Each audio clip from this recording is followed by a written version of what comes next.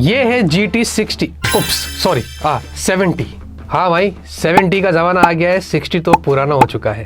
देखिए दोस्तों 60 one of the most underrated smartphone था और 70 भी शायद वैसे हो सकता है। अब बात यह कि हमें एग्जैक्ट प्राइस नहीं पता है इस फ़ोन की, क्योंकि हम लॉन्च से पहले शूट कर रहे हैं। बट लेट्स सी कैसा होता है, अभी इसके बारे में कुछ पता नहीं है। अब बॉक्स देखेंगे इस तरीके का है, फुल ब्लैक कलर का है, GT70 यहाँ पर लिखा हुआ है। और जो GT70 लिखा है इसको एकदम अलग से ग्लो किया, इस तरीके से शाइन होता है। और बाकी बॉक्स में आपको एक अच्छा टेक्सचर्ड बैक केस मिल रहा है, साथ ही साथ आपको फ़ोन मिल रहा है। फ़ोन ना मिले तो फिर बॉक्स का कोई फ़ायदा ही नहीं है। और साथ ही साथ आपको एक 120 वॉट का अडेप्टर दिया है, विच इज़ वेरी गुड, क्योंकि फ़ोन में 7000 mAh की बैटरी है और ये कॉम्बिनेशन उन्होंने बहुत अच्छा कर दिया है। और उसी के साथ type A to type C cable है। आई विश यहाँ पर type C to type C होता और रियलमी को अब टाइप C पर चले जाना चाहिए तो बेटर रहेगा। अब आते हैं फ़ोन की तरफ और डिज़ाइन और बिल्ड की पहले बात करें तो पीछे आपको यहाँ पर ये ग्लास बैक है, फाइबर ग्लास ऐसा ब्रांड ने बोला है। और आइस सेंस डिज़ाइन आपको मिल रही है, कलर्स भी कुछ वैसे ही है। ये हमारे पास ब्लैक है, ये आइस सेंस ब्लैक है, आपको एक आइस सेंस ब्लू और एक रेसिंग येलो मिल रहा है, वो आप देख लीजिए कुछ इस तरीके का दिखता है। और ये थोड़ा डिफरेंट है, कुछ लोगों को डिज़ाइन थोड़ी अलग हटके चाहिए होती तो उनके लिए भी यहाँ पर कुछ वैसे ही है। अब फ्रेम्स आपको पॉलीकार्बोनेट के मिलते हैं, इसमें जो थिकनेस है वो 8.2 mm की थिकनेस है। कंसिडरिंग 7000 mAh की बैटरी है उसके हिसाब से थिकनेस को अच्छे से मेंटेन किया है। और वेट भी अच्छा है 203 ग्राम्स, क्योंकि बैटरी बड़ी है तो इसका जो वेट डिस्ट्रीब्यूशन है, जो इन हैंड फील है वो इतना बुरा नहीं है, मैनेजेबल है। बाकी आपको अंडर डिस्प्ले फिंगरप्रिंट स्कैनर मिलता है, लेकिन ये ऑप्टिकल है बट अच्छे से काम करता है, फास्ट है, कोई प्रॉब्लम नहीं है। और साथ में डुअल माइक है, डुअल स्पीकर जिसमें डॉल्बी का सपोर्ट है और स्पीकर क्वालिटी अच्छी है, not bad, but stereo effects आपको काफ़ी अच्छा मिलेगा। और डुअल नैनो सिम है, हाइब्रिड स्लॉट आपको नहीं मिलता है। USB जो पोर्ट है ये वर्जन 2 वाला है। आयर ब्लास्टर आपको देखने को मिलता है, X एक्सिस लीनियर मोटर है, यानी कि वॉल्यूम बटन्स में भी आपको बढ़िया हैप्टिक्स मिलेगा और ओवरऑल फोन में हैप्टिक्स बहुत अच्छा है। और IP रेटिंग्स की बात करें तो आपको IP69 यहाँ पर मिलता है, जो कि आपको बहुत ही अच्छा चीज दे दिया गया है। तो ओवरऑल दोस्तों बिल्ड क्वालिटी और बाकी की जो चीजें यहाँ पर की गई है वो सब कुछ अच्छा है। अब डिस्प्ले की बात करेंगे तो आपको ह्यूज डिस्प्ले मिलती है 6.8 इंच की और यहाँ पर 1.5 के रेजोल्यूशन है। ये एमोलेड 120 हर्ट्ज की हाई रिफ्रेश रेट के साथ आता है, लेकिन इस बार आपको फ्लैट डिस्प्ले मिल रही है, यानी कि जो रियलमी GT60 था इसमें कर्व्ड डिस्प्ले थी, इस बार उन्होंने फ्लैट कर दिया। तो मुझे लगता है कि अब ये डिस्प्ले बहुत सारे लोगों को पसंद आएगा, क्योंकि काफ़ी सारे लोग कर्व डिस्प्ले पसंद नहीं करते हैं। और इसका जो टच सैम्पलिंग रेट है वो 360 हर्ट्ज का है। बाकी 100% DCI P3 है, ये 10 बिट वाली डिस्प्ले है, डॉल्बी विजन HDR10+, ये मसाला पूरा भर के यहाँ पर दिया है। और इसमें AGC ड्रैगन ट्रायल स्टार की प्रोटेक्शन डिस्प्ले पे आपको मिल जाती है, लेकिन मेरे हिसाब से जो 6T में जो गोरिल्ला ग्लास विक्टस 2 था वो ज़्यादा बेटर प्रोटेक्शन दे रहा था कंपेयर टू इसके। और यहाँ पर आपको इसमें स्क्रीन गार्ड भी लगा कर दिया है, जो कि अच्छी बात है। अब जो हाई ब्राइटनेस मोड है वो 1800 निट्स का है, लेकिन जो पीक ब्राइटनेस है वो सेम है रियलमी 6T जैसा 6000 निट्स की, जो कि काफ़ी ज़्यादा है और बहुत बढ़िया यहाँ पर विजिबिलिटी है, आउटडोर में भी और इंडोर में भी। आप अलग अलग एंगल से भी क्यों ना डिस्प्ले देख लेंगे, बहुत अच्छे से यहाँ पर काम किया गया है। और यहाँ पर मल्टीमीडिया एक्सपीरियंस भी बहुत अच्छा है, कलर्स भी काफ़ी पंची लगते हैं। तो ओवरऑल दोस्तों मैं जितना भी डिस्प्ले को एक्सपीरियंस किया वो फ्लैट डिस्प्ले के हिसाब से काम काफ़ी अच्छा किया गया है। अब परफॉर्मेंस की बात करते हैं तो यहाँ पर कुछ कंफ्यूजन रहेगा, तो मैं आपकी क्लियर कर देता हूँ। देखिए हमें पता है कि रियलमी GT60 में हमें स्नैपड्रैगन 7+ Gen 3 वाली चिपसेट मिल रही थी और वो काफ़ी अच्छी चिपसेट थी, बहुत कम फोन्स में हमने उसको देखा था। अब इसमें उन्होंने यहाँ पर डाला है Dimensity 8400 वाली चिपसेट और ये भी 4nm पर है, जैसे कि स्नैपड्रैगन 7+ Gen 3 आपको मिल रहा था। अब दोनों में यहाँ पर कितना डिफरेंस है आज उसके बारे में बात करते हैं। देखिए स्नैपड्रैगन 7+ Gen 3 के जो प्राइम कोर्स थे ना वो पीक परफॉर्मेंस वाले थे, Cortex X4 के, और वो अराउंड 2.8 गीगाहर्ट्ज के ऊपर क्लॉक था। यहाँ पर जो आपको कोर्स मिल रहे हैं वो Cortex A725 वाले मिल रहे हैं। ये थोड़े से लेस पावर है इनमें कंपेयर टू Cortex X4 के, लेकिन सस्टेनेबिलिटी के लिए ये आपको थोड़ी ज़्यादा बेटर मिलती है। बैटरी एफिशिएंसी आपको यहाँ पर थोड़ी इस वाले कोर्स में बेटर देखने को मिलेगी। और यहाँ पर ये 3.25 गीगाहर्ट्ज पर क्लॉक है, तो क्लॉक स्पीड इसकी काफ़ी ज़्यादा है। इसीलिए जब हमने Antutu किया था तो इसके जो स्कोर्स आए थे वो अच्छे थे, 1.7 मिलियन के ऊपर थे, जबकि रियलमी GT60 वाला स्नैपड्रैगन 7+ Gen 3 उसके अराउंड 1.5 मिलियन के आसपास थे। तो 2 लाख के स्कोर्स में यहाँ पर इनके CPU में साफ डिफरेंस हमें दिखाई दे रहा है। और GPU की भी बात करें तो वहाँ पर जो Adreno GPU था उसकी जो मैक्स फ्रीक्वेंसी थी वो 950 मेगाहर्ट्ज पर है, तो इसकी आपको 1300 मेगाहर्ट्ज पर देखने को मिल जाती है। तो GPU में भी ऑन पेपर्स अगर देखा जाए तो दोनों की काफ़ी डिफरेंस देखने को मिल रहा है।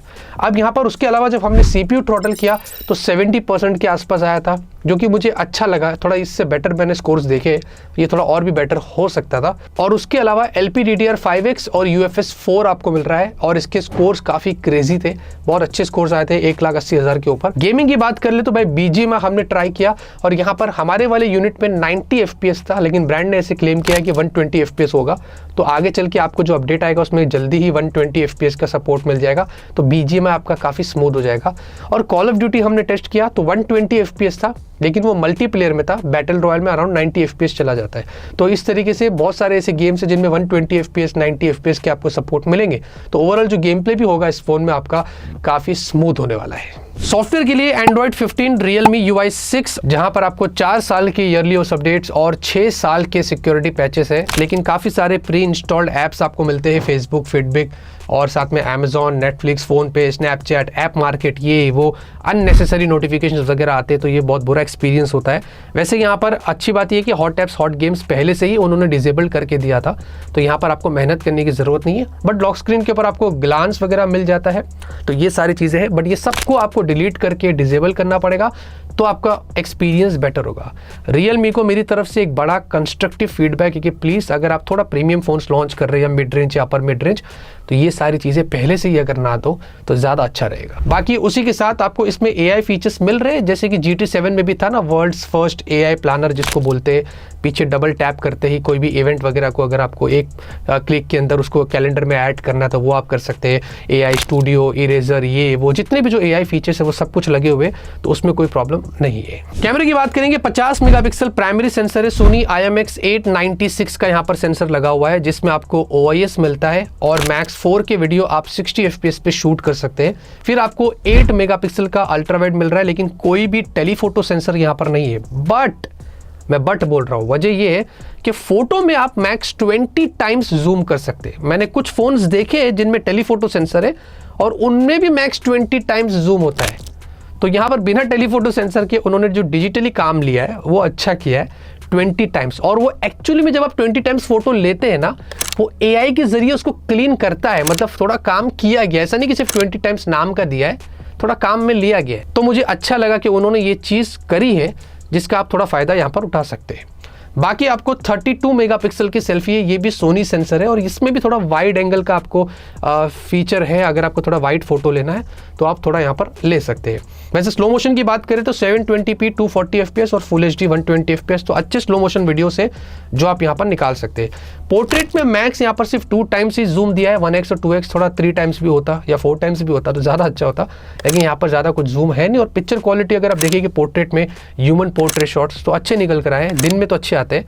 और अगर दूसरे नॉर्मल फोटोज़ भी देखते हैं, कलर्स की अगर बात करें, फ्लावर्स की या फ्रूट्स की, तो अच्छा है, विविड है, थोड़ा देखने में अच्छा लगता है। पिक्चर क्वालिटी डे में यहाँ पर अच्छी निकल कर आई थी।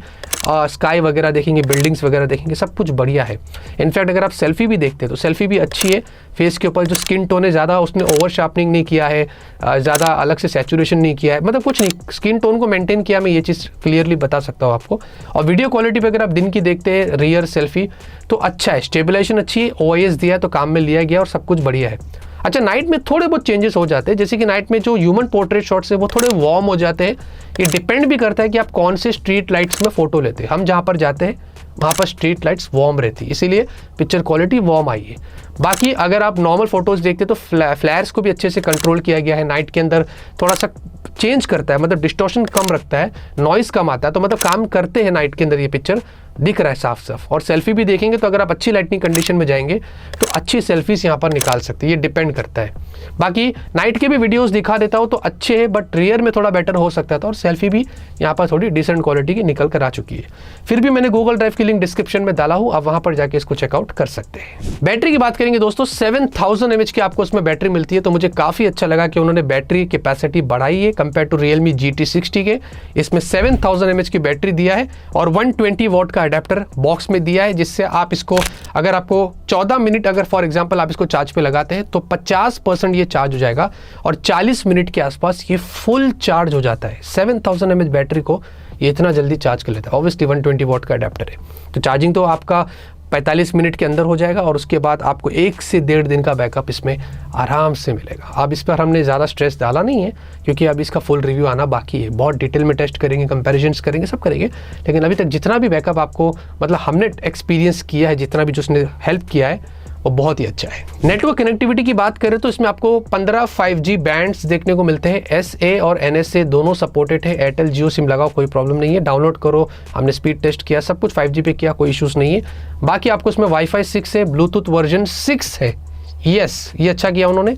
कैमरा टू API है, 360 डिग्री NFC भी आपको मिल जाता है, वाइड वन L1 है और जितने भी जो सेंसर्स है वो सारे सेंसर्स का सपोर्ट मिल जाता है। अब जाते रहते दोस्तों बात करते हैं प्राइस की और मेरे ओपिनियन की। तो भाई देखिए, आपको इसमें 3 वेरिएंट्स मिलते हैं। 8 to 56 से स्टार्ट होता है, फिर 12 to 56 है और 12,512 आपको मिलता है। तो मेरे हिसाब से मुझे ऐसा लग रहा है कि ये 30,000 के आसपास या उसके ऊपर जा सकता है, ऐसा मुझे लगता है। बाकी अभी एग्जैक्टली मुझे प्राइस के बारे में कुछ पता नहीं है, पर थोड़ा और कॉम्पिटिटिव करने के लिए अगर पोको X7 Pro से इनको कम्पीट करना है, क्योंकि उसमें और इसमें सेम चिपसेट है ऑलमोस्ट, तो बेटर रहेगा। और Realme GT60 भी काफ़ी एग्रेसिव प्राइस पर आया था, तो उम्मीद करते हैं कि ये भी कुछ वैसे ही हो। बट लेट्स वेट कि एग्जैक्टली क्या प्राइस होगी। मैं आपको डिस्क्रिप्शन कमेंट के अंदर अपडेट कर दूंगा और इसका कंपैरिजन आएगा, इसका फुल रिव्यू आएगा, उसके लिए आप ज़रूर बने रहना, सब कुछ आपको डिटेल में बताएंगे। तब तक के लिए दोस्तों लाइक करिए, शेयर करिए, सपोर्ट करिए। इसके बारे में जो भी कहना है कमेंट में ज़रूर बताना। Always keep smiling.